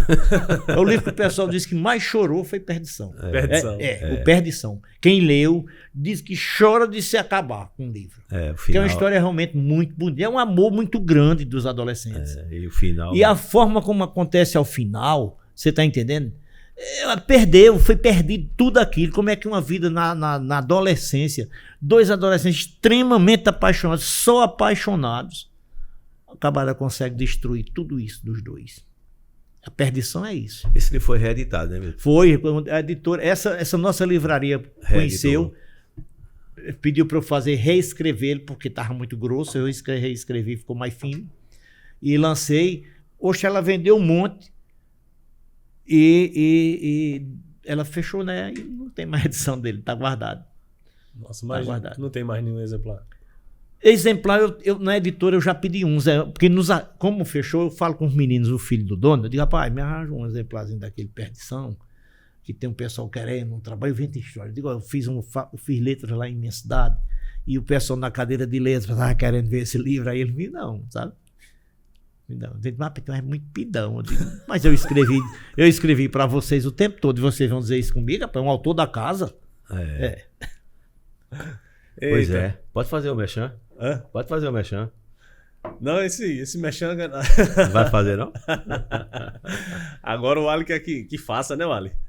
Vamos lá, Milton, a hora tá passando, a gente vai fazer o merchan aqui, mas também vamos daqui a pouquinho encerrar. A hora passa, né? Passa, eu tava Rápido olhando aqui, demais. passou rápido, porque eu cheguei aqui 7 e pouco, já são 15 para as 9. Olha aí, tá vendo? E esse podcast, esse Nortecast, tem um oferecimento de Wally Filmes, que tá ali fazendo os cortes. Tem que sair os cortes. O Wally Filmes, que é o melhor filmmaker da nossa região. O Ponte do Açaí, né, que é o melhor açaí da nossa região. E o melhor implantodontista da nossa região também, que é Salvador Implantes. Certo? Você está gostando desse podcast? Então deixe seu comentário aí. A história de Milton Oliveira, escritor, mais de 16 exemplares. Tem um que ainda falta lançar. É muito bom, mas ele precisa lançar esse livro. E esse Perdição, que a gente precisa ter esse livro. Eu fiquei curioso para ler, Milton, esse Eu livro. vou ver se eu consigo com ele lá. Não Fiquei sei. curioso para ler e... Eles são seguros, viu? Mas eu vou ver se... Quando eu for a Recife, eu estou indo fazer um tratamento para a semana. Eu vou ver se tem um tempozinho de ir para lá, porque quando eu vou fazer tratamento, eu aproveito e eu vou para 3 médicos. É uma perda de tempo do diabo, sabe? E onde é que vende aqui esse livro, se a pessoa quiser? Só adquirir? tem Luciene aqui da... Luciene Rio Castro, Sul ali Modas. na Rio Sul Modas. Pronto, Aqui isso. na Avenida Manuel Borba. Lá, Isso. quase vizinho da Caixa Econômica. Ela tem o livro. Pronto, se você quiser adquirir algum livro de Milton Oliveira, aqui na Rio Sul Modas, tá? Ó, Fazendo eu- merchan também aí. Posso dizer ainda? Pode? Eu tenho ainda esse O Encontro, que é um romance, tá para lançar. Tá escrito, mas não tá lançado, né? Tem Do Fundo do Meu Coração. Que do foi fundo, esse, né? Esse O Encontro foi esse que você falou. Desse mais do- grosso um pouquinho. Esse Do Fundo do Coração também é um romance, é um pouquinho grosso, mas é menos do que o outro. Morgana, que é um romance também. E ainda Cabo Flor e outras histórias que é de contos. Não foram lançados Não, ainda. esses 4 não. Estão guardados. Estão lá. Se um dia apresentar alguma coisa que as editoras estão com medo de lançar também, porque elas estão vendo. Você vê, as livrarias estão fechando. A livraria lá a Cultura fechou em Recife, várias lojas fechando. No shopping Rio Mar, que é o maior que tem, só tem uma livraria. É interessante isso, né? E O eu pessoal que tá infelizmente. lendo menos. Tá lendo menos. Já era difícil, né? Aí fica mais difícil para você lançar um livro ainda. Milton, saúde. Você falava agora há pouco que quando vai a Recife... Deixa eu só perguntar para aceitar essa assunto aí, não pega o fio da meada. Aí vai falar agora. Se eu for um menino muito traquinho, né? Bandoleiro, não tô menino daquela época foi. Por que romance? Só romance, só romance. Tirando essa parte mais histórica de cidade, ou outros livros que foi mais conto, mas... Ô, Ali, chega aqui pra você perguntar aqui, né? Vem cá, você aparecer pro pessoal conhecer você, chega cá. É para quando alguém lhe encontrar na rua saber quem é você. Saber pelo menos quem é o Ali, pergunta aí, Pra ó. ver quem é você. Né, pra saber quem é, né? Milton, o senhor foi um menino muito traquina, não um menino bandoleiro daquela época, era isso mesmo, né? Viveu, né? Por que romance? Muitos romances, tirando outros livros de temas separados, mas assim, se for colocar em porcentagem, mais de 50% é romance, né? Por quê? Olha, meu irmão, veja bem. Eu acho que a melhor forma de você viver é sorrindo. Boa. Eu gosto muito de sorrir. Se você for pensar que eu não tenho problema que eu estou rindo, você se engana. É que eu estou morrendo de um problema aqui, uma preocupação, mas chegar lá na frente, tem uma história para contar engraçado, você me conta uma história, eu vejo que comento uma coisa engraçada, e estou rindo, passa e diz, oxe, esse bicho tá... Não tem problema nenhum. Eu tenho meus problemas. Agora, eu acho que a melhor forma de se levar a vida é sorrindo. E eu faço de tudo para eu sorrir e fazer os outros sorrirem. Então, quando eu morava aqui em Afogados, até os meus 16 anos, eu realmente era meio danado de brincadeira. Eu gostava de imitar o povo, de fazer besteira, de tudo mais. Vou dar um exemplo. Eu estava lendo um livro de Dom Helder Câmara. Dom Helder Câmara era considerado comunista, bispo vermelho, e não era todo mundo que conseguia pegar ler o livro dele. No meu internato, onde eu estudei depois, a gente não podia ler livro de Dom Helder, era proibido. E eu estava aqui, e não sei como eu vi um livro de Dom Helder, não sei como, eu sei que esse livro era meu e prestei e levaram, mas era um livro Revolução Dentro da Paz. Eu adorei esse livro de Dom Helder. Ele falava os índices de pobreza do país todinho, as bolsões de miséria, o percentual de homem, de mulher, de criança que tinha isso aí tudo. E eu lendo esse negócio, quando foi um dia eu terminei de ler o livro de Dom Helder e fiquei sentado na cadeira, coçando, mas meu Deus do céu, que negócio, eu não sabia que o Brasil tinha isso, que o Pernambuco tinha esse índice de pobreza tão grande, o Brasil era tão pobre, a violência muito grande, já naquele tempo. Viu? Aí eu desci para a praça, que eu gostava de ir para a praça ao lado da igreja para fazer molecagem. Ali era onde eu ria. Aí ao lado do Palácio do Bispo, tinha umas praças de táxi e o camarada eles mataram na estrada de Tabira uma cobra jiboia de mais de 2 metros. Aí trouxeram e botaram lá. Aí eu vi muita gente e digo, eita, eu vou fazer uma presepada agora. Peguei uma corda, uma fita dessas de plástico, amarrei na parte onde era a cabeça da cobra estava machucada, aí ficou mais larga. Aí eu amarrei aqui, pendurei a cobra na árvore do coisa, e me subi no banco ali ao lado do palácio, onde tem a barraca hoje de Serra Pau. Aí eu me subi no banco e comecei a fazer um discurso. Meus senhores e minhas senhoras, empolgado, dizendo tudo que eu me lembrava dos percentuais do livro de Dom Helder. Aí eu dei lanche, já tinha acabado. Menino, cara novo, com 14, 15, 16 anos, tem a memória fresca da porra, bicho.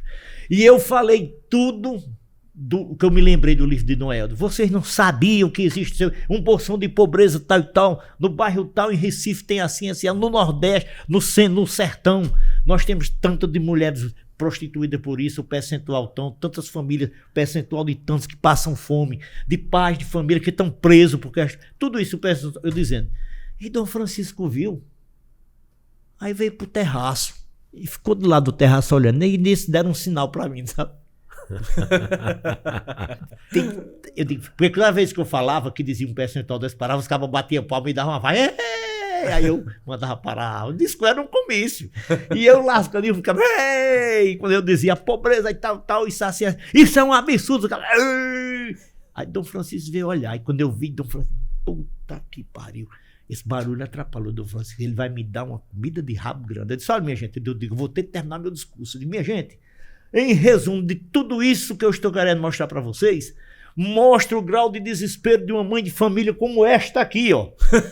Deixou os filhos em casa e veio morrer enforcada aqui nessa praça e deixou os meninos em casa. E o que era que ela poderia fazer em vocês? Dar uma picadinha e nada mais. Aí corri. E os caras correram atrás de mim para dar uma vaia da tapa, essas coisas, eu sorri. Aí quando é de tarde, no outro dia eu estou em casa, de manhã.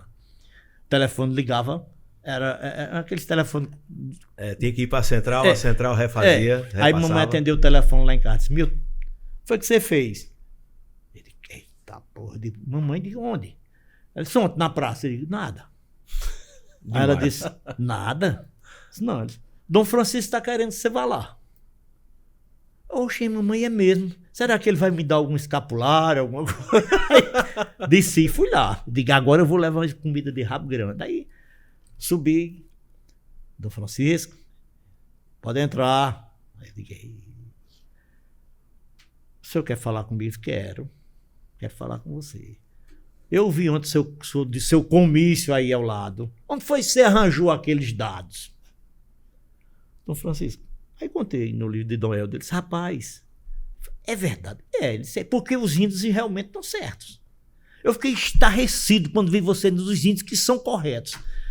E você lê Dom Helder? Eu digo, leio, Dom Francisco. Mas, rapaz, parabéns, eu estou muito emocionado com você. Que brilhante um menino na sua idade. Bastaria que nessa nossa juventude tivesse mais 2, 3 iguais a você, tal e tal. Aí eu fiquei cheio. Aí eu disse, Dom Francisco, eu tenho um bocado de livro lá, se o senhor quiser ler, são poucos. Mas eles não, aqui você precisar, o meu mais são filosofia, teologia, não sei o quê, mas se você precisar, eu saio de lá. Aí eu disse, mamãe, Dom Francisco ligou mais não disse, o que é? Disse, ele foi me elogiar pelo um discurso que eu fiz. Você com sua molecagem na rua, né? Devia tomar vergonha. Mas podemos falar sobre o que eu comecei e o Ali interrompeu? Você falava agora há pouco que quando vai a Recife sempre vai ao médico. Sim. Milton está passando por um problema de saúde? Rapaz, estou. O ano passado, eu comecei sentindo uns problemas assim, fui pro médico. Aí ele pediu um exame. Depois que ele viu o exame, disse, Milton, eu vou querer outro. Pediu. Aí disse, olha, a gente vai precisar tirar a sua próstata. Tudo bem. Ele disse, você está com sua próstata prejudicada. Mas por que, doutor? Doutor, vamos transformar isso em miúdo, porque eu não estou entendendo. Ele disse, você está com câncer na próstata. Aí essa palavra câncer assim bateu meio pesado, sabe? Doutor, não tem outro jeito não. Ele disse, não, tem que tirar. Aí a gente fez a cirurgia, tirou. Eu me internei no Santa Joana de 2 da tarde, já nem me internei, eu já fui direto para a sala de cirurgia, porque o hospital estava todos os andares cheios de gente com Covid. Caramba. Aí eu fiz a cirurgia, entrei na sala de cirurgia, já entrei direto. Meu menino que foi me acompanhar ficou com uma bolsa no corredor, para esperar que desocupasse um apartamento para ele desinfectar, para poder eu entrar. Aí eu saí da sala de 8 da noite, deu um problemazinho na minha cirurgia, que eu não sei o que foi. E no outro dia, 10 da manhã, o médico me deu alta. Não quero você aqui não, vá para casa, porque tá com... Eu saí sentindo dor, mas com remédio para dor. E eu tomava, a dor não passava. Aí eu fui para o meu médico, que o que me operou foi de uma equipe, e o que eu fui atendido era um urologista, que é meu urologista há vários anos. Aí ele disse, não, isso aí é para ficar doendo mesmo, toma remédio. Eu posso ir para casa? Ele disse, pode. Eu vim para aqui. Mas eu estava com um problema porque a dor era muito intensa. Aí eu vim para cá. Cheguei aqui, não aguentei de dor. Voltei de ambulância para Recife. Minha dor todinha era porque eu não conseguia defecar. E uma dor enorme. O médico disse, não, é porque a próstata é logo por ali e dificulta. Mas eu sentia fome, não conseguia comer. Mas era uma dor tão grande. Eu virava à noite assim, eu dizia, meu Deus, eu já lhe pedi tanto, mas eu tenho fé no Senhor, que quando o dia clarear, a dor vai aliviar um pouco, porque eu acho que ela só está forte porque está escuro. Era tão grande a dor que eu sentia. Aí fui fazer outros exames para ver o que era. Faz um, faz outro. Aí voltei para o meu urologista com aquele monte de exame. Ele disse, rapaz, já não é mais comigo teu caso. Eu vou te encaminhar para um oncologista com quem eu trabalho, que é um amigo meu. Quando ele disse oncologista, eu fiquei assim, apreensivo. Eu estava com a minha esposa, aí eu vi quando a gente ia saindo da sala, ele disse para ela, é bem agressivo, viu? Ela disse, meu Deus, isso eu não voltei para conversar. Mas já fui com o espírito lá embaixo para conversar com o oncologista. Aí cheguei lá, um cara mais novo do que eu, a gente conversou, ele olhou os exames, olhou e eu calado, na frente dele. Ele olhando, perguntou quando fez isso aqui. Notava e disse, bom, vamos conversar. Eu digo, vamos. Milton, você está com um câncer. Na verdade, são 3 tumores malignos que você está com ele dentro do reto. Nossa. E um deles é extremamente agressivo. Sua sorte é que ele não se descolou da parede do reto. Ele está embaixo do leito prostático e possivelmente foi ele que danificou sua próstata. Nós vamos fazer um tratamento. Eu disse, doutor, não converse em meus termos comigo. Seja franco. Que não tenho idade de ser seu pai, mas tenho idade, sou mais velho que você. Então, em respeitar meus cabelos brancos, não me esconda nada. Ele disse, aí ele contando, ele começou a contar e disse, olha, então você tem 3 tumores no reto, 2 ainda vai, mas o terceiro é extremamente agressivo. Sua sorte é que ele não se descolou da parede do reto, senão você estava com metástase no organismo todinho e ele mandar para casa, não tinha tratamento mais não. Certo, doutor. E aí, eles têm 2 modalidades para a gente fazer. Eu lhe passo uma medicação, você vai ficar tomando a vida inteira, você tem uma sobrevida aí de uns 10 anos. Tá bom. Mais ou menos isso, não pode ser mais de 10 noites, não. No máximo uns 10 anos, mas você vive esses 10 anos. E tem um tratamento. A outra opção que eu lhe dou é um tratamento meio forte e pode ser que a gente consiga debelar, pode ser que não, porque o tumor é muito agressivo. Doutor, libere esse táxi que vai me levar para o cemitério e chame o Uber que vai me levar para o tratamento que eu vou agora. Aí ele riu, rapaz, você é espirituoso. Doutor, eu não pedi para o teu câncer. Eu não vou morrer de véspera, não. Eu vou fazer o tratamento, ver onde é que chega. Aí ele me encaminhou para outro oncologista. Ele disse, você vai fazer radioterapia e quimioterapia. Os 2 para ver se a gente debela. Essa semana você faz logo a quimioterapia comigo. Aí eu fiz, ele me encaminhou para o outro pegou todos os meus exames e disse, daqui a uns 15 dias eu lhe chamo, porque eu vou fazer um estudo do seu quadro para ver quantas sessões de radioterapia eu vou passar. Aí eu vim, fiz minha quimioterapia, não senti nada. Depois ele me chamou e disse, eu vou fazer 20 sessões de radioterapia com você. Para mim, tudo bem, 20 ou 200, não tem problema. Bom, eu estou nessa história, eu rezo muito. Eu sempre rezava a pedir a Deus o seguinte, Deus, não faça a minha vontade, faça a sua. Se o Senhor acha que eu, como seu filho, já fiz tudo o que eu poderia fazer e está na hora de fazer a minha passagem, seja feita a sua vontade. Pronto. Aí fui fazer a radioterapia, porque a químio, eu comecei a dizer, por conta do teu tumor, a qualidade, o tipo desse teu tumor, eu estou fazendo a quimioterapia com uma medicação apropriada, que eu vou lhe indicar, vou lhe inscrever e vai vir dos Estados Unidos para você. A cada 3 meses você vem fazer uma quimioterapia. Tem uma vantagem dessa quimioterapia. Não cai seu cabelo, possivelmente não vai cair, e não atrapalha muito a sua alimentação, seu apetite. Agora, eu quero sua família aqui para conversar com eles. Aí eu levei minha família em Recife, eu levei a Emanuele.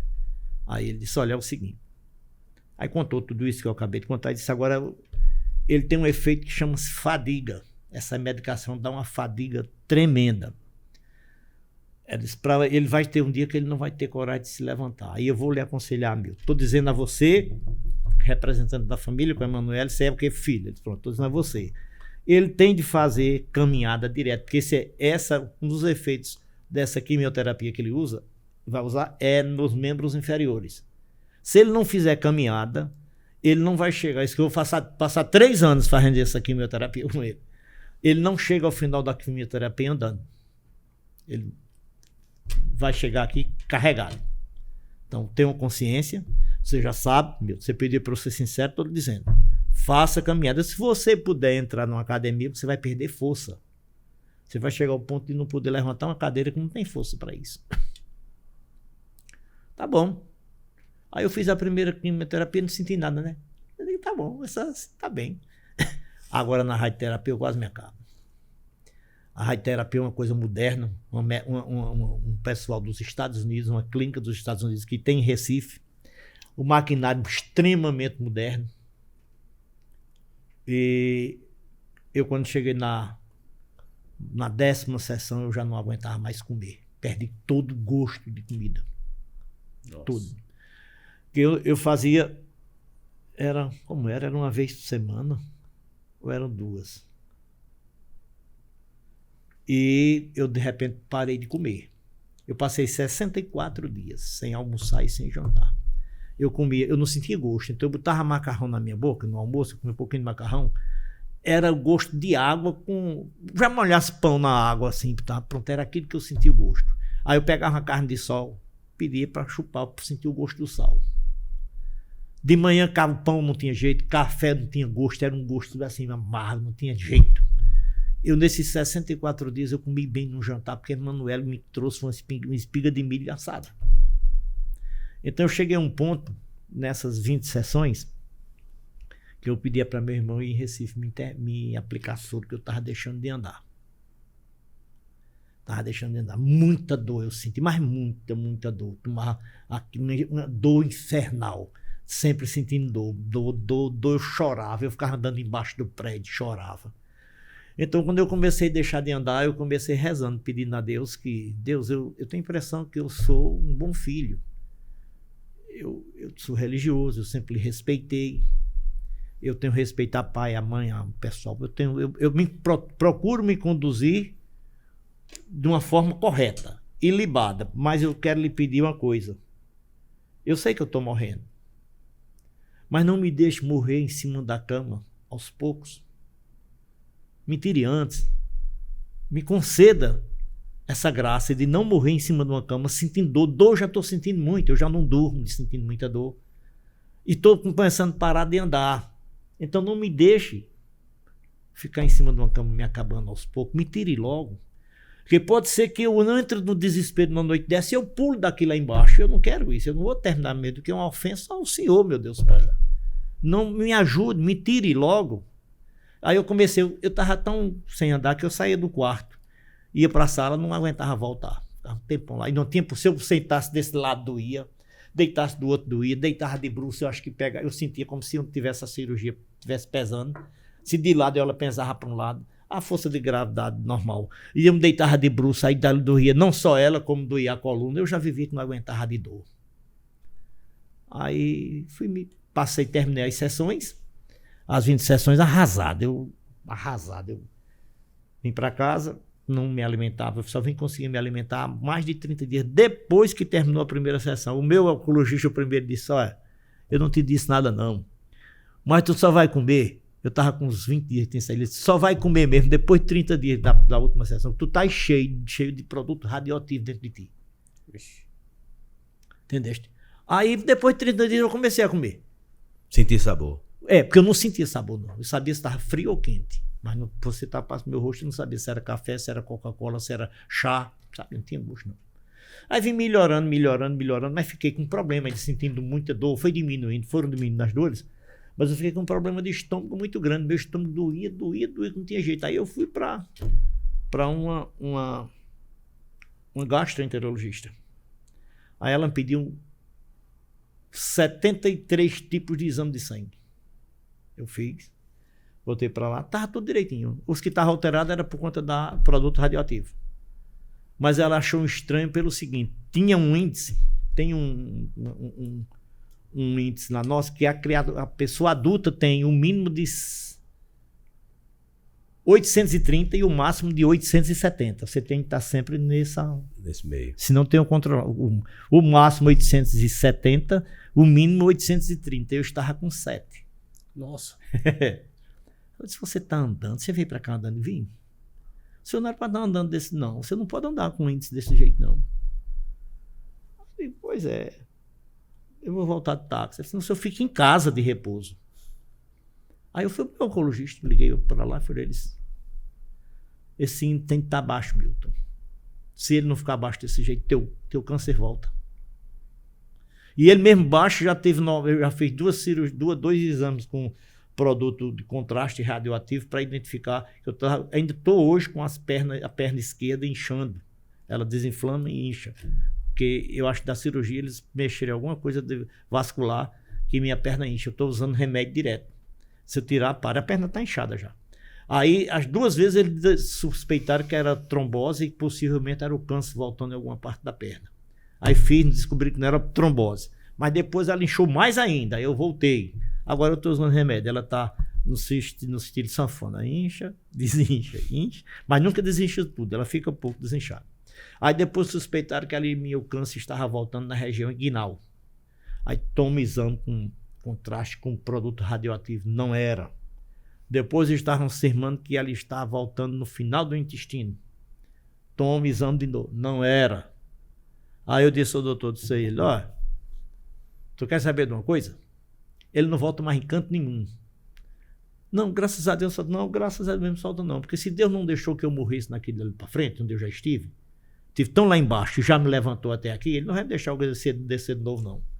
E eu tô bem, já recuperei meu peso, eu ando, eu já faço caminhada. Antes de me operar, eu fazia 10 km, caminhava 10 km, aí depois eu não aguentava mais, né?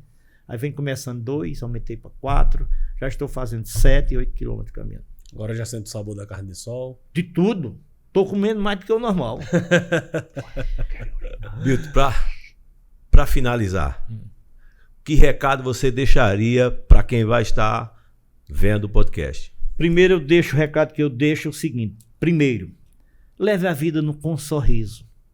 Sorrir lhe ajuda. Segundo, eu comento muito nesses 2 últimos livros. Não guarde rancor de ninguém. O rancor é uma coisa como se fosse uma maleta que você carrega com você para onde você vai. Mas se você não tem proveito do que está ali dentro, naquele dentro não serve para você. Então aprenda a deixar sua maleta de rancor e comece a andar leve. Aprenda a perdoar. Não tem coisa melhor do que você sorrir, ser humilde e aprender a perdoar. Você vive tão bem que você só tem ideia quando experimenta essas 3 coisas. Boa. Eu não tenho raiva de ninguém. Você me ofende na hora, eu sou capaz até de brigar com você. Mas de amanhã em diante, eu passar com você na rua, eu falo, converso, mas rapaz, tu tem sangue de barata. Não, não tem pra que estar com Barata raiva nem dele. sangue tem.